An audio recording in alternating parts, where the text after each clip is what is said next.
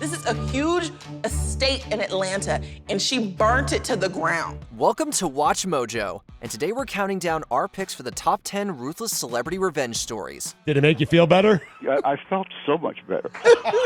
For this list, we'll be looking at the most clever and unusual ways celebrities sought to even the score. Did we miss any other high-profile tales of retaliation? Let us know in the comments.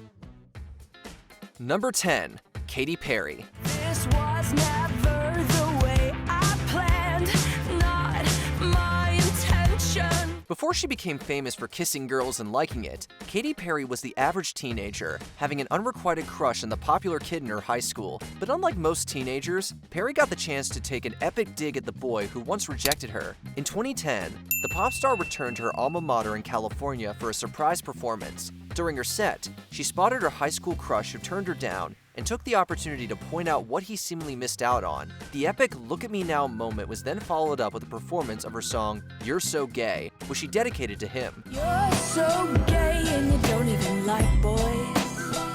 No, you don't even like. Number 9. Jason Sudeikis. What was meant to be a bright, shining moment for Olivia Wilde turned into a huge embarrassment. Child custody battles are infamous for being a pain in the rear end for all parties involved, and celebrities certainly are no exception. In fact, for them, it's sometimes worse. After being engaged for nearly 8 years, Hollywood actors Jason Sudeikis and Olivia Wilde called it quits in November of 2020. The former couple, who share 2 children together, soon got involved in a nasty custody dispute that culminated in this shocking incident. While discussing her film Don't Worry Darling on stage at CinemaCon 2022, Wilde was served with court papers in front of thousands. He doesn't strike me as somebody who would play that way. I don't think so. No, I don't. It's an ugly scene. Although Sudeikis' team claimed that it wasn't intentional, Wilde seemed to believe that it was, describing the occurrence as vicious and really upsetting. Serving those documents in that way definitely pushed boundaries, guys. Number 8. Warren Buffett. I did very well with small amounts of money back in 1964. When a panic happens with a really good company, I like to buy.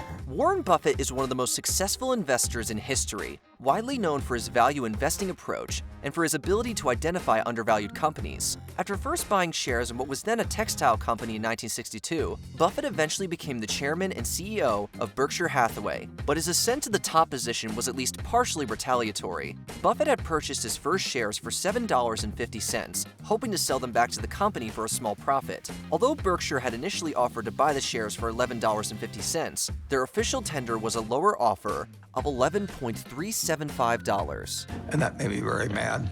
So I just started buying more stock. Apparently feeling slighted, Buffett decided to purchase the majority stock in the company, effectively putting himself in control. It was an accident that he chose Berkshire Hathaway. If the chairman hadn't tried to cheat him out of an eighth, there wouldn't have been any Buffett-Berkshire Hathaway history. Number 7. Tiffany Haddish. There are many ways one can exact revenge on a cheating partner. Just ask Carrie Underwood. I dug my key into the side of this pretty little souped-up four-wheel drive. But what do you do when the philanderer doesn't have a pretty little souped-up four-wheel drive? If you're Tiffany Haddish, that seemingly leaves you with no other option but to use their shoes as a toilet. Did you really poo in your ex's shoe? Yes, I did poop in my ex's shoe. What?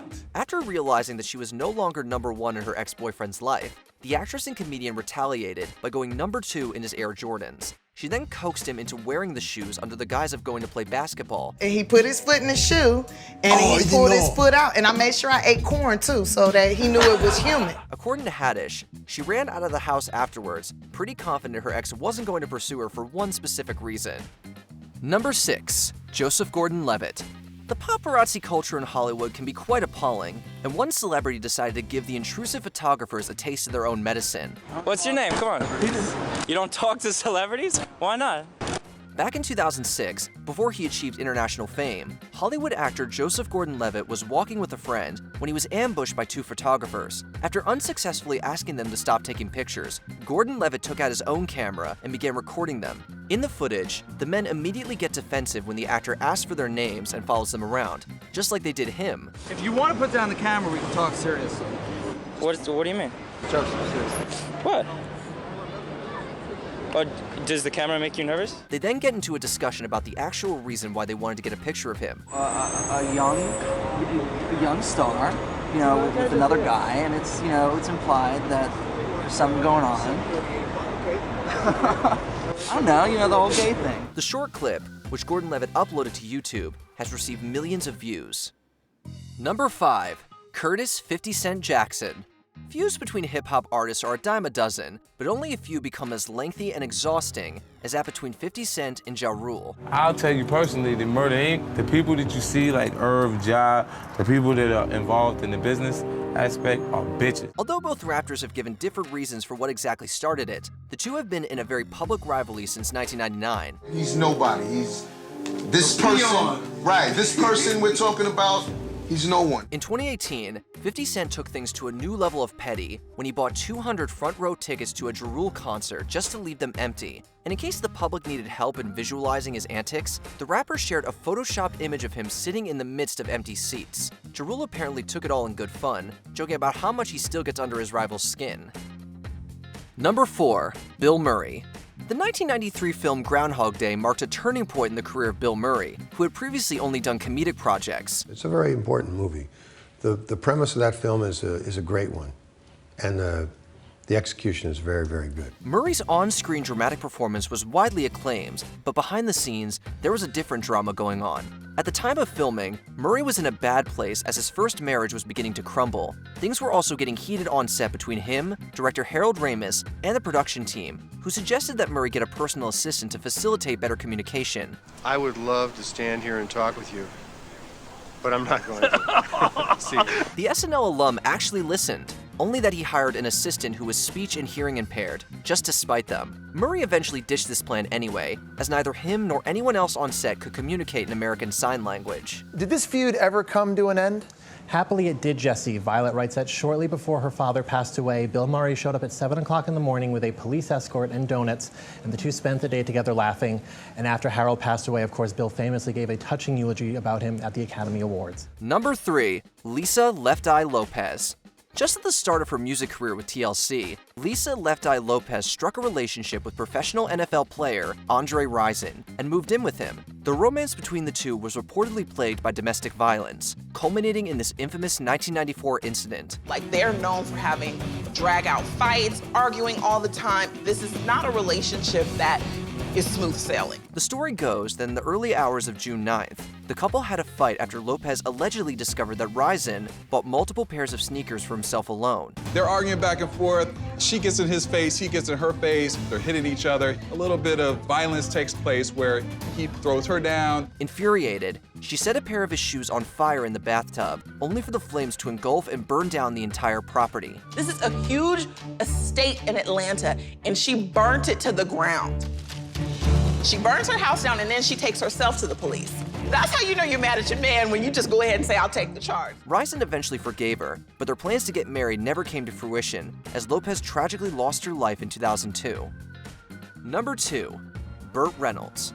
Tabloid newspapers have long drawn the ire of celebrities. Many have even sued some of these publications, but one man decided to take matters into his own hands. The late great Burt Reynolds had been the subject of multiple stories by the tabloid paper The National Enquirer. Having noted that the organization had been writing crap about him, Reynolds devised a pretty apt method of getting even.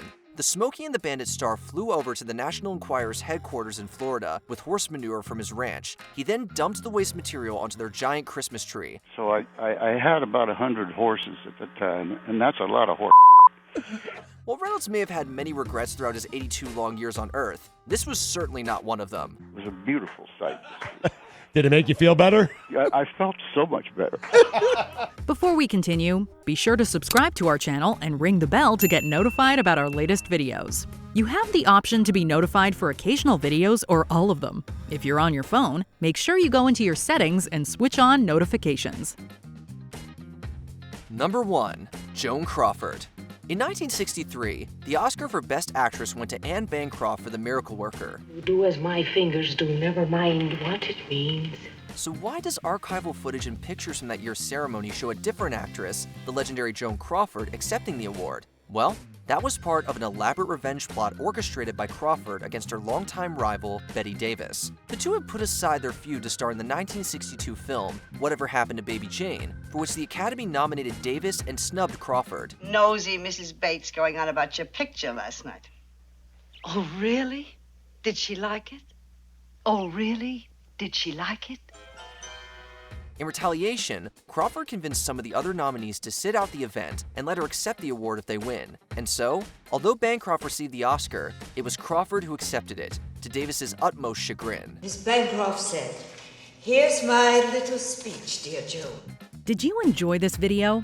Check out these other clips from WatchMojo, and be sure to subscribe and ring the bell to be notified about our latest videos.